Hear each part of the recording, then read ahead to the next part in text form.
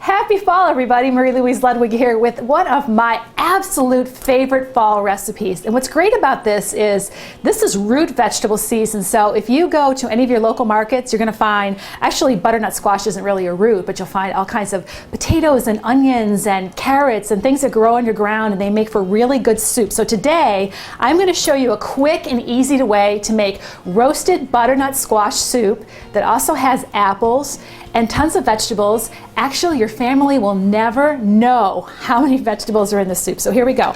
We're starting with a butternut squash, and you want to get one that's nice and firm to it. And the great thing about a butternut squash is, if you've never eaten one before, is all the seeds are right down here in the bottom. So everything from this little belly up is really good flesh. So what we're going to do is we're just going to peel it. And I have a peeler here, and I actually have a peeler that has little teeth on it. I like to call this my piranha peeler because you really need to get into the tough skin to get that off of your butternut squash.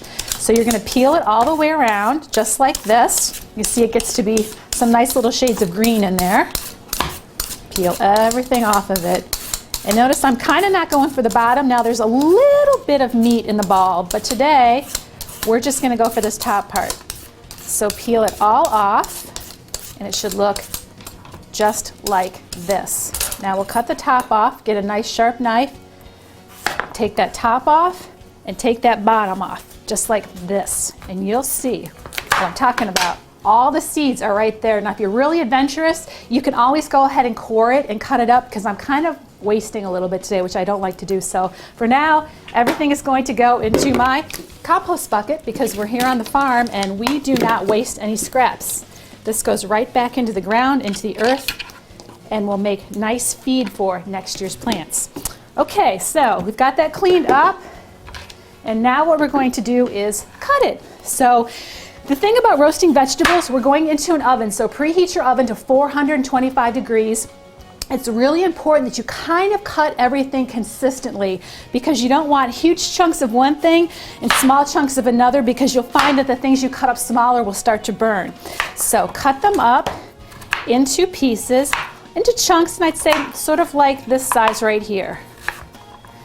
Just like this, if you will. Cut them into chunks. Everything's going to be about this size is what you're going to need.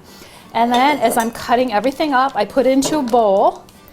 And more than just butternut squash, it has this has such a nice mellow flavor to it. And I'm using a lot of vegetables. Now you don't have to put them in the oven and roast them, but can I tell you, if you've never roasted vegetables, things like broccoli and cauliflower and kale, and of course butternut squash and onions and carrots, everything tastes so much better when it has been roasted in the oven. Everything gets a chance to caramelize and get nice and soft, and it just imparts such a wonderful flavor.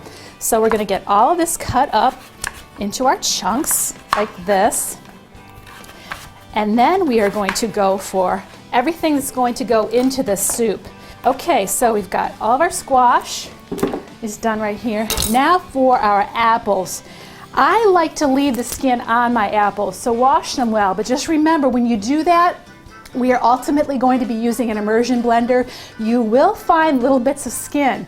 It adds some really great fiber and a little bit of extra, I'd say, crunch to the soup. So if you don't like that, then make sure you peel your apples. But for today, I am not going to peel them. So we're going to cut up our apples, and I'm going to use probably 2 apples. And yes, we are going to roast the apples in the oven. So go ahead, take your paring knife and core them. If you have an apple peeler and corer, that's great as well. It makes the job quicker for you. So just go ahead and cut these down. And again, make sure you cut them in the same size that we're doing the squash, so everything cooks evenly. So I'm going to go ahead and cut these up into thirds, just to make sure we're shooting for the same size here. So cut them up. Now if you have a family who doesn't like vegetables and fruits, I could raise my hand for that one, because I have kids who turn their nose up at anything. However, they happen to love this soup, and when you see how many vegetables we get on this pan, you will not believe it. So let's just go ahead and cut everything up. We are going to do 3 apples. We are going to do probably 2 to 3 yellow onions we're going to cut up. We're going to add some carrots. Go ahead and peel them if you want to, or I just chop those into the same size chunks, and our celery. Look at all those vegetables. Now, do you think if you boiled these and put these on the table in a bowl that your family would eat them? I don't think so, but wait till you see what we're gonna do with them.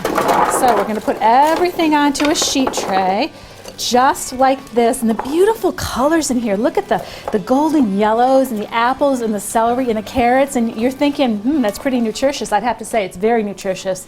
So simply enough, what we're going to do is we're going to take some extra virgin olive oil, and we're going to just put olive oil all over everything, just like this. Kind of toss it up with our hands, which is really nice because when you're done, your hands will feel incredibly soft. And we're going to put salt and pepper on this. We've got our oven preheated to 425 degrees. A little pink Himalayan sea salt, which I absolutely love. And I like some really good cracked whole pepper on there. My husband Andy loves whole cracked pepper, and it just imparts such a wonderful balance of the pink salt and the cracked pepper on here. So we're ready to go. 425 degrees in the oven until they're nice and roasted and caramelized.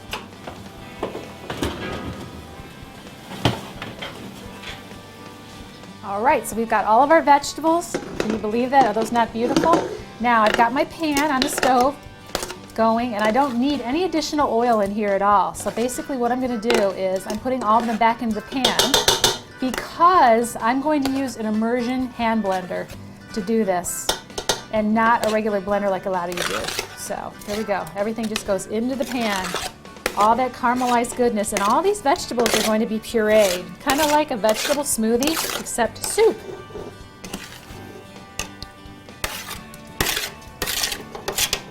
Okay, so once we get all of our vegetables in the pan, all those delicious caramelized onions, and if you want to, go ahead and add garlic and things to this, really, and then kind of taste it as you go along to see what it needs.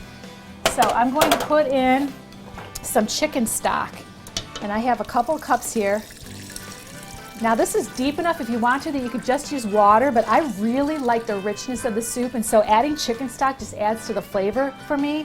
So I have about 2 cups. I have like one box, like a 32-ounce box. That's actually 4 cups, isn't it? About 4 cups of chicken stock. And I'm going to put in a little apple cider that I get at the Amish market. So just a little bit of apple cider is going to go in there, maybe a cup of that. And then I'm going to take a fresh orange. I'm going to squeeze that in there. Actually, I've got a reamer, so let me ream this in here. I'm going to add fresh orange juice, just a little bit, just 1 orange. Get a nice juicy navel. And the rest of it I'll put back in my pan to make some great aroma on the stove. So we got our orange. Also adds a nice little bit of the juice, and some of this little pieces of the orange go in there. Now I'm going to add a little bit of cumin, about 1/2 teaspoon of cumin to start. Cumin is very individual, so you might not like cumin in here, so I'd say try a little bit first to taste, and if you like it and it sort of enriches the soup, then add a little bit more, but I personally like cumin. Then we're going to add a little bit of cinnamon, about 1 teaspoon to 3/4 of a teaspoon of cinnamon. And of course, we're going to put in salt and pepper, and I'm going to bring this up to a gentle boil. Mix everything together, and you'll see that those vegetables start breaking down. And once this gets all cooked and all melded together, then we're going to get the immersion blender. Okay, so we've cooked everything down now. All the vegetables and the broth and the spices are all in here. So now I choose to use an immersion blender. Why is that great? I don't know, I just don't like the act of having to take all that soup out and pureeing it in batches in a blender. To me, that's just an awful lot of work and more mess. This little baby right here goes right in, breaks everything up, purees it down to a really nice smooth richness, and here we go.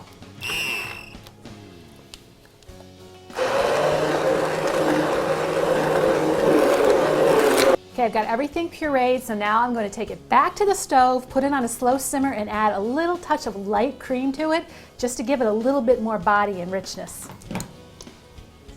Now, how quick and easy was that? The perfect fall soup. Roasted butternut squash, fall apples, a little cumin, a little cinnamon, a little apple cider. I would have to say this soup is the perfect meal for a cold fall evening. Enjoy.